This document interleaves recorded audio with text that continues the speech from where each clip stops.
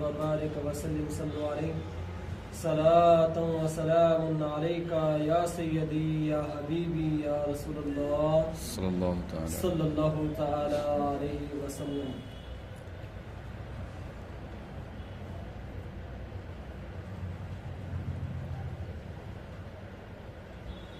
آج بھی آگ پیدا کر سکتی ہے انداز گلستہ پیدا. آج بھی آگ کر سکتی ہے انداز گلستہ پیدا. ہو جو کوئی ابراہیم سا صاحب ایمان پیدا. نگاہ مرد مومن سے بدل جاتی ہیں تقدیریں. جو ہو ذوق یقین پیدا تو کٹ جاتی ہیں زنجیریں. نگاہ ولی میں وہ تاثیر دیکھی بدلتی ہزاروں کی تقدیر دیکھی. اللہ تبارک و تعالیٰ کا بے پناہ فضل و احسان، اس کے حبیب مکرم صلی اللہ علیہ وسلم کا صدقہ عنایت ہے کہ ہم تمام جمعۃ المبارکہ میں شرکت کی سعادت سے بہرامند ہیں. اللہ تبارک و تعالیٰ کی بارگاہ میں دعا ہے کہ مولا کریم جو کچھ بھی کہا جائے اس پر عمل کرنے اور صحیح بولنے صحیح سننے کی توفیق عطا فرمائے. آمین. معزز سامعین اکرام، دن بڑھتے جا رہے ہیں اور ماہ رجب المرجب ہمارے قریب آتے جا رہا ہے. جیسے ہی رجب ہمارے قریب آئے گا تو ہمارے اندر ایک جوش، ایک جنون، ایک کشش، ایک محبت، ایک چاہت پیدا ہو جاتی ہے کہ ماہ رمضان المبارک کی تیاریاں ہم شروع کریں.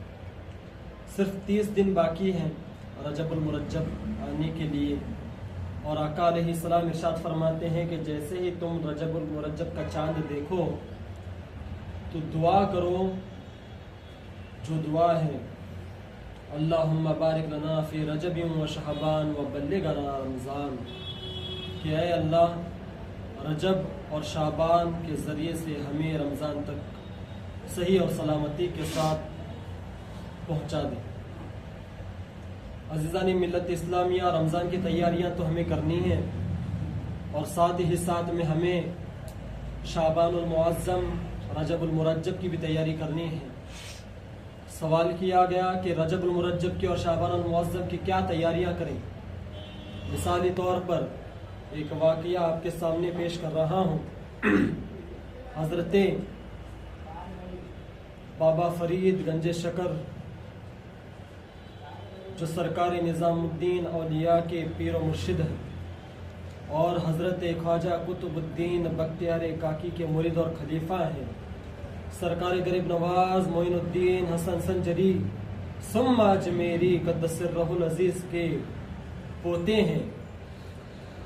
یہ وہ بابا فرید ہیں جس نے نگاہ اٹھائی تو کسی کو قلندر بنا دیا، کسی کو ولی بنا دیا، کسی کو ابدال بنا دیا، کسی کو جو ہے جمال یار بنا دیا، کسی کو جو ہے علاء الدین علی احمد صابر بنا دیا. جس پر نگاہ ڈالی تو محبوب الہی بنا دیا، جس پر نگاہ ڈالی تو ولی کامل روشن ضمیر بنا دیا. یہ وہ بابا فرید الدین گنج شکر ہے جس کا پیر کو ناز ہے اور جس کے مرید کو ناز ہے کہ میں بابا فرید کا مرید ہوں، اور جس کے پیر کو یہ ناز ہے کہ میرا مرید جو ہے بابا فرید ہے، اور جس پر معین الدین حسن سنجری غریب نواز ناز کرے کہ میرے مرید کا مرید ایسا ہے کہ جس پر ساری قدرت ناز کرتی ہے کہ فرید الدین گنج شکر کا مقام اور مرتبہ اس کا عشق دیکھ کر کے ساری قدرت اس پر رقص کرتی ہے. یہ وہ بابا فرید الدین گنج شکر ہے جس کے لیے پیر بھی ناز کرے، دادا پیر بھی ناز کرے، مرید بھی ناز کرے، ساتھ میں رہنے والے پیر بھائی بھی ناز کریں. یہ کون ہے بابا فرید الدین گنج شکر؟ یہ وہ ہیں جس کے لیے کائنات رکی رہی، جس کے لیے کائنات کا نظام چلتا رہا. جب وہ کہا کن ہو جا تو وہ کن فیکن ہو گئے. ان کی زبان کے اندر ایسی تاثیر تھی کہ وہ جب نگاہ ڈالتے تو جو بھی خرابیاں ہمارے دلوں میں موجود ہوتی وہ سب کے سب دھل جاتی. اگر کسی کا دل ناپاک ہے تو فرید کی نگاہ پڑ جاتی تو اس کا دل جو ہے نور سے منور ہو جاتا ہے، اس کی روح جو ہے تازہ ہو جاتی، اس کی روح جو ہے کامل ہو جاتی، اس کی روح کا یہ مقام اور مرتبہ بن جاتا کہ اسے لوگ روشن ضمیر کہتے، اسے لوگ جو ہے ماہ منیر کہتے، اسے لوگ جو ہے کامل مرشد کہتے اور کامل مرید کہتے. یہ بابا فرید الدین گنج شکر کی زندگی کا ایک واقعہ آپ کے سامنے پیش کر رہا ہوں. اگر کسی کامل ایمان والے کے دل میں یہ بات اتر گئی تو سمجھیے اس کی نمازیں بھی قبول، اس کی ریاضتیں بھی قبول، اس کی عبادتیں بھی قبول. واقعہ کیا ہے؟ ایک مرتبہ حضرت بابا فرید الدین گنج شکر اپنے مریدوں سے کہتے ہیں کہ جاؤ میرے وضو کے پانی کا انتظام کرو تاکہ میں وضو کر کے رب تبارک و تعالیٰ کی عبادت میں مشغول ہو جاؤں. مجھے نمازیں ادا کرنی ہے، مجھے اپنے رب کی بارگاہ میں حاضر ہونا ہے. تو مریدین بڑے چہیتے مریدین تھے، پیر کا حکم سنا تو چلے گئے پانی کی تلاش میں. چونکہ اس وقت میں خانقاہ میں پانی موجود نہیں تھا تو بغیر اجازت کسی پڑوسی کے یہاں سے پانی کنویں سے لے کر آئے اور سرکار بابا فرید کی بارگاہ میں نظر کر دیا اور کہا سرکار یہ پانی ہے، آپ کے وضو کے لیے آپ وضو فرمائیں اور رب کی عبادت میں منور ہو جائیں. تو مریدوں نے لا کر دیا، سرکار بابا فرید نے اس سے وضو کیا. ایک اللہ والا جب وضو کرتا ہے تو اس میں کشش پیدا ہو جاتی ہے. وضو کی حقیقت بہت الگ ہے. لوگ کہتے ہیں کہ ہمارے گناہوں سے جھڑنے کے لیے نہیں. میرے عزیزوں، جب وضو کی حقیقت کو انسان سمجھ لے گا تو اس پر ایک کیفیت طاری ہو جائے گی، وہ رقص کرنے لگے گا اور رب تبارک و تعالیٰ کی بارگاہ میں جب وہ وضو کرنے کے لیے نکلے گا تو اس کے ہاتھ کے ساتھ ساتھ اس کا دل بھی منور ہو جائے گا، اس کی روح بھی روشن ہو جائے گی. سرکار بابا فرید کے بارگاہ میں پانی رکھا گیا، سرکار بابا فرید نے وضو فرمایا. جیسے ہی وضو فرمایا نماز کے لیے چلے گئے. نماز ادا کرتے ہی بابا فرید جلال میں آ کر کہتے اپنے مریدوں سے، اے میرے مریدوں، آج جو پانی آیا تھا کہاں سے آیا تھا اور کس نے لایا تھا اور کس وجہ سے لایا تھا؟ پیر اسی کو کہتے ہیں جو مریدوں کے ہر حال کی خبر رکھے. پیر اسی کو کہتے ہیں جو مرید کے ہر حال کو جانے، اس کے دل کی کیفیت کو جانے. پیر اسی کو کہتے ہیں جو مریدوں کو اگر سنجر میں بھی ہو، بنجر میں بھی ہو تو اس کے دل کے حالت کو وہ جانے. آقا علیہ السلام کے پیارے دیوانوں، جب بابا فرید جلال میں آ کر اپنے مریدوں سے عرض کرتے ہیں کہ آؤ میرے مریدوں، مجھے بتاؤ کہ یہ پانی کہاں سے آیا اور یہ پانی کہاں سے لایا گیا اور وجہ کیا تھی کہ پانی دوسری جگہ سے لایا گیا تھا. مریدین ہڑبڑانے لگے اور ڈر کے مارے یہ کہنے لگے، سرکار آج خانقاہ میں پانی نہیں تھا تو ہم پڑوسی کے یہاں سے پانی لے کر آئے. تو بابا فرید جلال میں آ کر کہتے ہیں، کیا اس کی اجازت کے مطابق لایا گیا تھا؟ کیا تم اس کی اجازت کے ساتھ اس پانی وہاں سے لے کر آئے تھے؟ تو مریدوں نے کہا کہ سرکار اگر ہم اس کی اجازت لیتے تو وہ نہیں تھا، اور وہ اجازت لینے کے لیے جہاں پر جانا پڑتا وقت لگ جاتا اور آپ کے وضو کے لیے تاخیر ہو جاتی اور آپ کو دیری ہو جاتی. سرکار بابا فرید کہتے ہیں اسی لیے تمہارے بے اجازت جو ہے وضو کے پانی لانے کے وجہ سے جو ہے آج میری نماز مکمل نہیں ہوئی، آج مجھے رب کا دیدار نہ ہو سکا، آج مجھے جو ہے وہ لذت نماز میں نہیں آئی جو روزانہ میرے نماز میں آتی تھی. آج میں جو ہے نماز کی نورانیت سے حاصل نہیں ہو سکا، اس کے فیض کو حاصل نہیں کر سکا.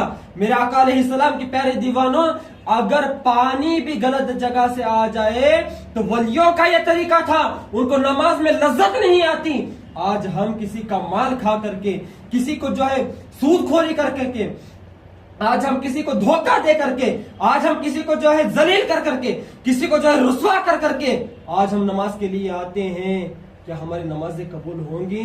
ایک اللہ کا ولی ڈر رہا ہے، ایک اللہ کا ولی یہ کہہ رہا ہے اگر تم اس کے پاس سے اجازت کے ساتھ تم پانی لے کر آتے تو میری نماز بھی مقبول ہوتی اور میری نماز کے ساتھ ساتھ میں تمہارا پانی لانا بھی قبول ہو جاتا رب کے بارگاہ. لیکن ہم کیا کر رہے ہیں؟ ہم کیا کر رہے ہیں؟ ہم کسی کا مال کھاتے ہیں، کسی کو گالیاں دیتے ہیں، کسی کو رسوا کرتے ہیں، کسی کو ذلیل کرتے ہیں اور آ کر مسجد میں رب کی بارگاہ میں حاضر ہوتے ہیں کہ مولا ہماری نمازوں کو قبول فرما. نعوذ باللہ من ذالک. آقا علیہ السلام کے پیارے دیوانوں، ولیوں کی زندگی سے، ولیوں کے ہر ایک سبق سے ہمیں سیکھنے کی ضرورت ہے. انہوں نے رب کو راضی کیسے کیا، رب کا الہام کیسے ملا، رب کا فیضان کیسے ملا، رب کی برکتیں ان کی زندگیوں میں داخل کیسے ہو جاتی تھی۔ بابا فرید الدین گنج شکر کے ایک بہت چہیتے مرید ہیں جن کو ساری دنیا کہتی ہے محبوب الہی کے نام سے جانتی ہے، جس کے نظام الدین اولیاء کے نام سے جانا جاتا ہے۔ یہ نظام الدین اولیاء کون ہے؟ یہ بابا فرید الدین کے خلیفہ اور مرید ہیں اور ان کے جانشین ہیں۔ اور میں ان کا واقعہ بتاؤں، حضرت نظام الدین اولیاء جو ہے 7 بادشاہوں کا زمانہ دیکھا، 7 بادشاہوں کا، ایک بادشاہ نہیں۔ آج ہم کسی گلی کے محلے کے ممبر کو دیکھتے ہیں تو بہت خوش ہوتے ہیں، لیکن نظام الدین اولیاء اس پیر کا مرید ہے جس کو بابا فرید کہتے ہیں، اور یہ وہ مرید ہے جس نے 7 بادشاہوں کا زمانہ دیکھا۔ ہم نے تو ایک بادشاہ کا بھی زمانہ نہیں دیکھا، ہم تو سی ایم کا زمانہ دیکھ رہے ہیں، پالیٹکس کا زمانہ دیکھ رہے ہیں، لیکن وہ بادشاہت ایسی تھی جو 5 سالوں میں 10 سالوں میں ختم ہونے والی نہیں۔ جب ایک بادشاہ کو منتخب کیا جاتا، جب تک اس کے ساتھ میں ساتھ جاری ہے تو وہی بادشاہ رہتا، چاہے وہ قوم بدلے، چاہے وہ ریاست بدلے، لیکن بادشاہ کو چینج کرنے کی جرت کسی میں نہیں ہوتی۔ ایسے بادشاہوں کا 7 زمانہ دیکھا۔ ایک دن بادشاہ آیا، کہا اے نظام الدین اولیاء، میں تمہاری خانقاہ کا طواف کرنا چاہتا ہوں، تمہارے خانقاہ کا جو ہے دورہ کرنا چاہتا ہوں، تمہارے خانقاہ کا جو ہے مظاہرہ کرنا چاہتا ہوں۔ نظام الدین اولیاء کہتے ہیں بادشاہ یہ دنیا کی چیز نہیں ہے کہ تو آئے اور میں تجھے بتا دوں، یہ خانقاہ ہے جہاں پر رب کا پتہ دیا جاتا ہے، جہاں پر گناہ گاروں کو جو ہے نیک کیا جاتا ہے، جہاں پر جو ہے روح کو تازہ کیا جاتا ہے، جہاں پر جو ہے مریدوں کو لگا کر کے مراد بنا دیا جاتا ہے، ایک بندے کو خدا سے ملا دیا جاتا ہے۔ یہ تیری بارگاہ نہیں، یہ رب کی بارگاہ ہے، جہاں پر جو ہے ایک گنہگار آ کر کے نیک بنتا ہے اور تقویٰ و پرہیزگاری کو اختیار کر کے رب کے جلووں سے مشرف ہوتا ہے۔ بادشاہ کو ایک ولی کہہ رہا ہے، ایک فقیر جو ہے بادشاہ سے یہ کہہ رہا ہے کہ تو میرے خانقاہ کا دیدار کرے، اتنی تیری اوقات نہیں، میری خانقاہ کا دیدار کرے۔ آج کے پیران اعظام، آج کے مشائقین اکرام کیا کرتے ہیں؟ کسی پالیٹکس کے ممبر کو دیکھ کر کے اس کے تلوے چاٹنے لگ جاتے ہیں۔ لعنت ہے ایسی پیری مریدی پر، اور لعنت ہے ایسے مریدوں پر جو کسی پالیٹکس کے ممبر کو دیکھ کر کے جو اپنا ایمان بدل دیتے ہیں۔ ارے قربان جاؤ فرید الدین تیری نسبت پر جو تو نے مریدوں کا ایسا علم دیا کہ جو مرید کہے تیری اوقات نہیں ہمارے خانقاہ میں قدم رکھنے کی، ہمارے خانقاہ میں قدم رکھنے کی اوقات نہیں، لیکن وہ بادشاہ التجا کرتا ہے نظام الدین اولیاء یہ در رب کا در ہے تو مجھے ایک جھلک دیکھ لینے دے، اگر مجھے اس کی رسائی راس آ گئی تو یہ غلام بھی تیری خدمت میں حاضر ہو جائے گا۔ کون کہہ رہا ہے؟ بادشاہ کہہ رہا ہے۔ تو سرکار نظام الدین اولیاء فرماتے ہیں اگر تجھے طلب ہے ہی میرے خانقاہ دیکھنے کی تو سب سے پہلے جا جہاں پر میرے گھوڑے باندھے جاتے ہیں اس طبیلے کا طواف کر لے، اس طبیلے کا جائزہ لے لے۔ اگر وہ طبیلے کی حقیقت کو تو سمجھ گیا تو انشاءاللہ تجھے خانقاہ میں داخلہ دیا جائے گا۔ اگر تو نے طبیلے کو سمجھا تب جا کے تجھے خانقاہ کا دیدار ہوگا، اگر تو طبیلے کو نہیں سمجھ پایا تو تجھے خانقاہ کی بو تک نہیں میسر ہونے والی۔ تو جب بادشاہ کو یہ حکم ہو گیا تو بادشاہ نکلا دیکھنے کے لیے طبیلے کے اندر ایسا ہے کیا جہاں پر گھوڑے باندھے جاتے ہیں، سوائے وہاں پر بدبو کے کچھ نہیں ہوگا، سوائے گندگی کے کچھ نہیں ہوگی، سوائے گھوڑوں کے کچھ نہیں ہوگا۔ تو بادشاہ جا کر کیا دیکھتا ہے؟ سرکار نظام الدین اولیاء کے جو خادم ہیں، جو ان کے مرید ہیں، ان کے مریدوں کے گھوڑے وہاں پر بندھے ہوئے ہیں، اور کس سے بندھے ہوئے ہیں؟ لوہے کی زنجیر سے نہیں، بلکہ بادشاہ دیکھ کر حیران اور پریشان ہو جاتا ہے، اور کیا دیکھتا ہے؟ جو گھوڑے کے گلے میں جو زنجیر بندھی ہوئی ہے وہ سونے کی ہے۔ کس چیز کی ہے؟ سونے کی ہے۔ ارے نظام الدین اولیاء کے مریدوں کے گھوڑے کے گلے میں سونے کی زنجیر ہے، اس نظام الدین کے مریدوں کے پاس کتنا سونا ہوگا؟ اس نظام الدین کے شہرت کا عالم کیا ہوگا؟ اس کی دولت کا عالم کیا ہوگا؟ اس کے خزانے کا عالم کیا ہوگا؟ بادشاہ پرچی لکھتا ہے اور نظام الدین اولیاء کے بارگاہ میں عرض کرتا ہے اے نظام الدین اولیاء، تو کہتا ہے کہ دنیا دار یہاں نہیں آ سکتا، لیکن تیرے گھوڑوں کے طبیلوں میں جو ہے گھوڑوں کو جو ہے سونے کے زنجیر سے باندھا گیا ہے، کیا یہ دنیا داری نہیں ہے؟ تو بادشاہ کو جواب میں نظام الدین اولیاء فرماتے ہیں، اے بادشاہ سن لے، تیرے دربار میں جو خزانہ ہے وہ لوگوں کا خون چوس کر بنایا گیا ہے، لوگوں کو جو لوٹ کر بنایا گیا ہے، لیکن یہ خزانہ وہ ہے جو فقیروں کی ٹھوکر میں رہتا ہے، یہ سونا وہ ہے جو فقیروں کے گلے میں نہیں، فقیروں کے ہاتھوں میں نہیں، بلکہ فقیروں کے مریدوں کے گھوڑوں کے گلے میں ڈالا جاتا ہے۔ کیا مریدی تھی، کیا پیری تھی، کیا فقیری تھی؟ صوفی سرفراز سلطانی میرے دادا مرشد کہتے ہیں، سلطانی کر رہا ہوں فقیری میں سرفراز۔ فقیری میں جو بادشاہی کرتا ہے اس بادشاہی کا نام اصل بادشاہی ہے۔ بادشاہی یہ نہیں کہ میرے پاس کار ہے، میرے پاس دولت ہے، میرے پاس بنگلہ ہے، میرے پاس محل ہے، یہ بادشاہی ہے ہی نہیں۔ بادشاہی تو اسے کہتے ہیں کہ دنیا کی ساری دولت قدموں میں پڑے رہے اور ہم کہتے رہے یار تو راضی ہو جا، میں تجھ سے راضی ہو جاؤں، تو مجھے دیکھ لے، میں تجھے دیکھ لوں۔ میری روح کی معراج ہے یہی، میری روح کی معراج ہے یہی، یار تو راضی ہو جا، میرے مرشد تو راضی ہو جا، میرے رب تو راضی ہو جا، میرے مصطفیٰ آپ راضی ہو جائیں۔ جب آپ راضی ہوں گے تو دنیا کی ساری دولت میرے قدموں میں رہے گی۔ سلطانی کر رہا ہوں فقیری میں سرفراز، جب سے میرے حضور کی دولت ملی مجھے، جب سے میرے حضور کی نسبت ملی مجھے، جب سے میرے حضور کی سلسلے ملے مجھے۔ میرے آقا علیہ السلام کے پیارے دیوانوں، آج ہمیں سمجھنے کی ضرورت ہے، رجب قریب ہے، شعبان المعظم قریب ہے، رمضان المبارک آپ کے بہت قریب ہے، لیکن اس سے پہلے سمجھ لو وضو کی حقیقت کیا ہے، نماز کی حقیقت کیا ہے۔ ارے نماز تو اس طرح سے ادا کرنی چاہیے، حضور علیہ السلام فرماتے ہیں نماز کو اس طرح سے ادا کرو جیسے تم رب کو دیکھ رہے ہو اور رب تم کو دیکھ رہا ہے۔ حضرت علی کرم اللہ وجہ کریم کا ایک چھوٹا سا واقعہ بیان کر کے میں اپنی رخصتی لینا چاہوں گا۔ ایک مرتبہ جنگ کے موقع پر حضرت علی کے پیر میں جو ہے تیر لگ گئے، تیر، اور تیر بھی ایسے لگا کہ جس کی گوشت اگر کھینچا جائے تو گوشت باہر آ جائے پیر میں سے۔ تیر جنگ کے موقع پر تیر لگا۔ صحابہ اکرام رضوان اللہ تعالی علیہم اجمعین نے عرض کیا، مشورہ کیا کہ علی کے پیر میں تیر لگا ہے، اگر ایسے ہی نکالیں گے تو گوشت کے ساتھ باہر آئے گا اور حضرت علی کو تکلیف ہوگی۔ تو صحابہ اکرام رضوان اللہ تعالی علیہم اجمعین کہتے ہیں اگر اسے کاٹنا ہے تو ابھی نہیں کاٹیں گے، بلکہ حضرت علی جب نماز میں کھڑے ہوں گے تب نکالا جائے گا۔ اے ہائے ہائے ہائے، اے علی تیری نماز بھی کیسی، یا علی تیرا نام اچھا لگتا ہے، یا علی تیرا نام اچھا لگتا ہے، تیری نام کی نسبت سے یہ اسلام اچھا لگتا ہے، لوگ کہتے ہیں تیرے عشق میں کافر مجھے، یا علی تیرے عشق میں یہ الزام اچھا لگتا ہے۔ میرے آقا علیہ السلام کے پہلے دیوانوں، حضرت علی نماز کے لیے کھڑے ہو گئے اور صحابہ اکرام رضوان اللہ تعالی علیہم اجمعین کو انتظار ہی تھا کہ حضرت علی نماز کے لیے کھڑے ہو جائے۔ جیسے ہی حضرت علی نماز کے لیے کھڑے ہو گئے، صحابہ اکرام حضرت علی کے قریب ہو گئے، قریب ہوتے ہوتے حضرت علی رکوع میں چلے گئے، رکوع میں جانے کے بعد میں حضرت علی کا قیام ہوا، پھر سجدے میں گر گئے۔